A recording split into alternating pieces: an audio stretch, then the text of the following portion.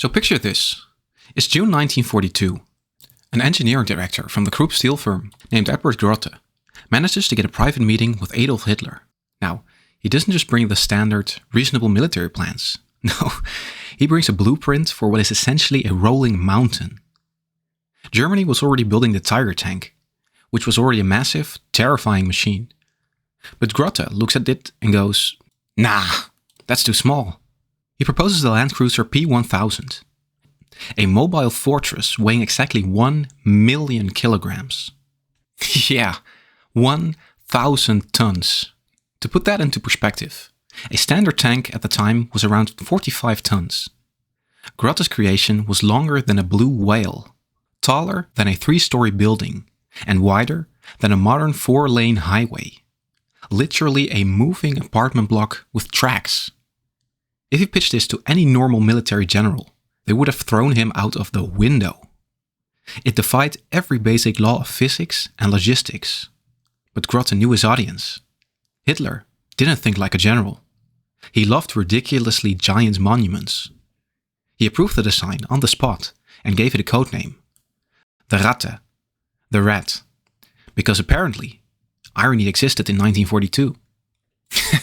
Alright, so how do you actually build a 1,000-ton tank? The answer is, you don't use tank parts. You literally steal them from the German Navy. The main turret wasn't even designed for land. It was a spare naval gun housing originally built for the Gneisenau battleships. Inside it sat 2 28-centimeter artillery cannons. A single shell from these things weighed over 300 kilograms. I mean, seriously, landing a hit with this thing wouldn't just blow up an enemy tank. It would erase the entire grid square it stood on. For defense against infantry, they added a 120mm naval gun to the back. And because it was basically a rolling geography feature, they had to bolt 8 anti-aircraft guns across the top deck just so it wouldn't get instantly obliterated from the air. The inside was just as stupid. It needed a crew of at least 20 soldiers. We are talking about a dedicated mechanic squad, an internal cleaning crew, and literal military doctors on board. It was less of a vehicle and more of a cruise ship with tracks. To move 1 million kilograms, Krupp engineers looked at the standard engines, laughed, and decided to install 2 massive manned submarine engines. These were 24-cylinder marine diesels producing over 16,000 horsepower. I mean, the tank consumed so much fuel that it needed internal storage tanks large enough to hold thousands of liters of diesel just to drive down a single road.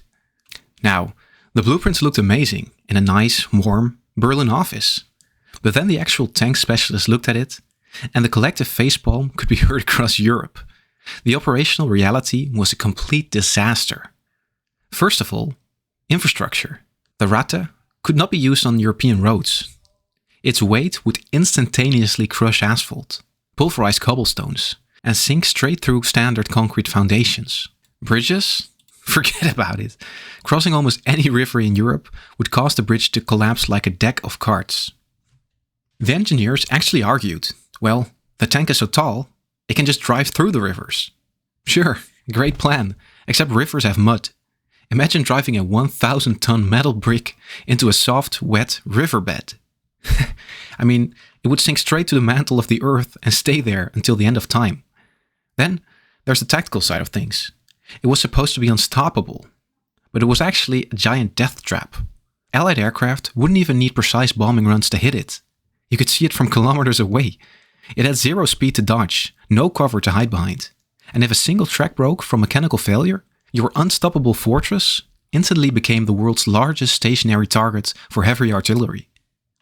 By 1943, the reality of the war finally started hitting hard. Steel was scarce. Fuel was running out, and Allied planes were bombing factories every single day. General Heinz Doevensmerch, the guy in charge of Germany's armored forces, fiercely protested the project. You can just imagine him looking at the blueprints, rubbing his temples, and screaming. He called it a completely useless waste of valuable raw materials that could be used to build hundreds of highly effective, nimble panzer tanks instead. Luckily, the Minister of Armaments, Albert Speer, actually had a brain. In early 1943, Without even bothering to inform Hitler directly, Speer quietly ordered the entire project cancelled.